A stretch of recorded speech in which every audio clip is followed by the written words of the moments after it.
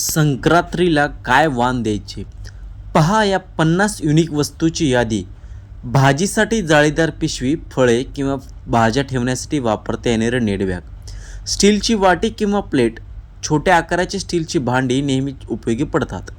मसाल्याचा डबा, किचनमध्ये रोजच्या वापरण्यासाठी प्लास्टिक किंवा काचेचे छोटे कंटेनर्स, ड्रायफ्रूट्स किंवा मसाले ठेवण्यासाठी. गरम भांडे उचलण्यासाठी पक्कड किंवा रुमाल, गृहिणीसाठी अत्यंत आवश्यक. चहाची गाळणी, स्टील किंवा चांगल्या प्रतीच्या प्लॅस्टिक गाळणी,